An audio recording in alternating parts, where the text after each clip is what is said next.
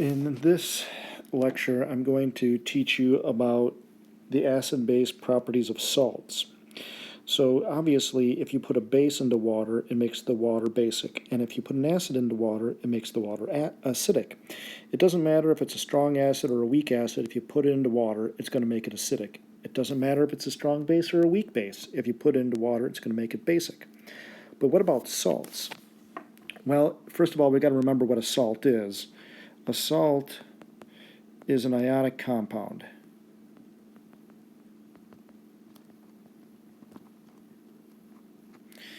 And when you put a salt in water, one of three things can happen.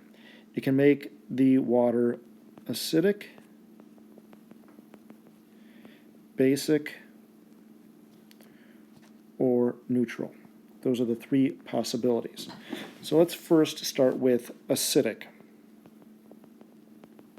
Okay, so let's take a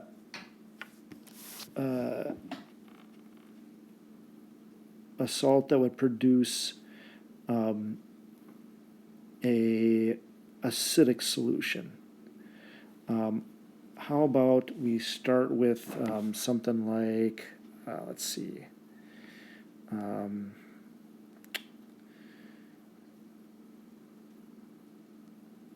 potassium, no, let's do calcium nitrate.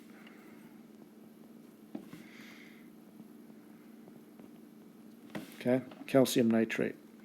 Now, the simplest way to think about this is think of the reaction as a double displacement reaction. Even though that's not what's actually happening, think of it as a double displacement. Because if it was a double displacement, you would produce calcium hydroxide plus nitric acid. Well, calcium hydroxide is a weak base, and nitric acid is a strong acid. So to find out whether or not the salt will make the solution acidic or basic, the simplest way to look at it is a double displacement reaction and then say, okay, who's stronger, the weak base or the strong acid? Well, the strong acid is stronger, so that means even though I'm producing a weak base, my strong acid will be stronger, so my solution will be acidic. Okay? Now, how about an example of a basic solution? Suppose we took something like potassium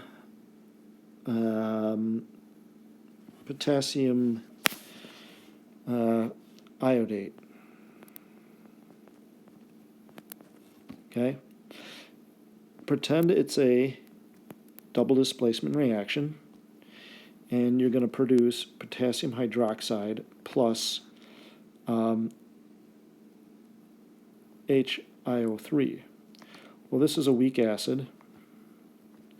This is a strong base. Okay? So the strong base will overpower the weak acid that you produce, and the solution will be basic. Okay? How about neutral? Well, classic one is potassium nitrate. If you put potassium nitrate into water, it's going to yield potassium hydroxide and HNO3.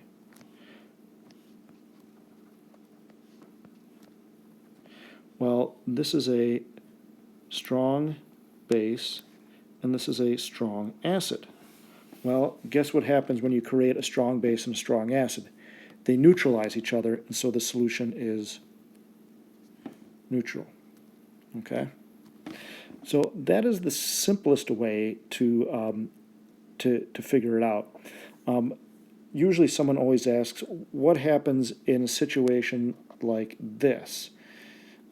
Suppose that we've got the following substance. Let's see here. calcium chlorate. No, not chlorate. Let's do calcium fluorate.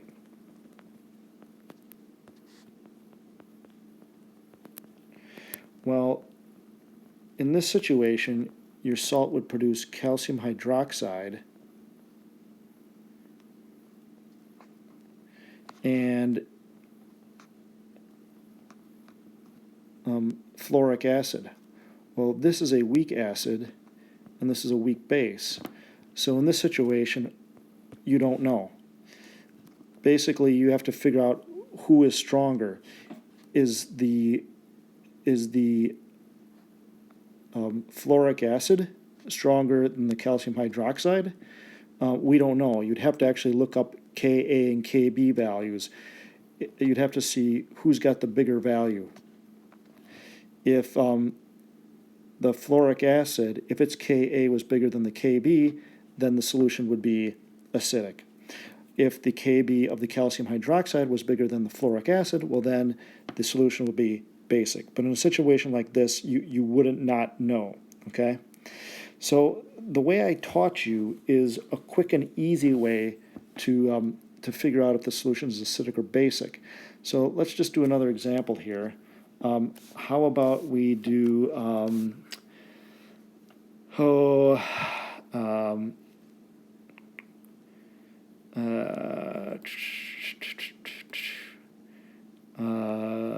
let's see.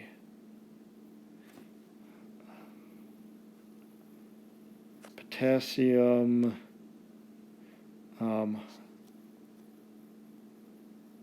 bromate. So I said the easiest thing to do is pretend it's a double displacement reaction, because then you can very quickly and easily say to yourself, well, that's a weak acid, this is a strong base, my solution will be basic, okay? This will get you the right answer really quickly, but this really isn't what's happening, okay? And when we get into chapter 15, we'll actually talk about what is the chemistry that's going on. I'll show you right now, but remember that when you put a salt into water, it breaks apart. So really what you have are potassium ions, bromate ions, and water. Okay? So what's going to happen here? Okay? Well, will the potassium react with the water? If the potassium reacted with the water, you would get this. Correct? And this is a strong base. So what would a strong base do? A strong base would break apart. And basically these two things would come back together. So basically the potassium ion does not react with water. Okay? It doesn't. Okay? What really happens is the bromate ion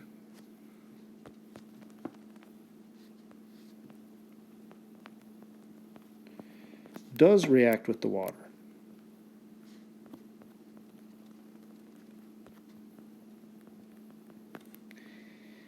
And when the bromate ion reacts with the water, it's going to produce this.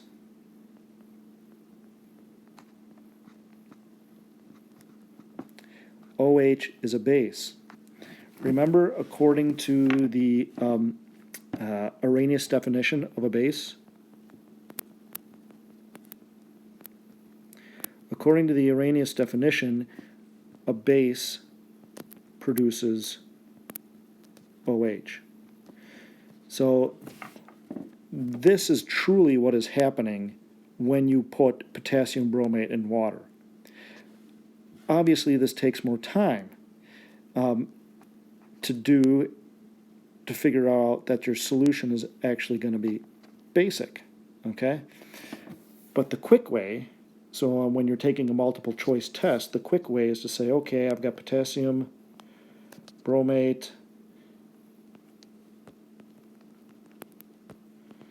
plus water. It's going to give me potassium hydroxide plus HBr3.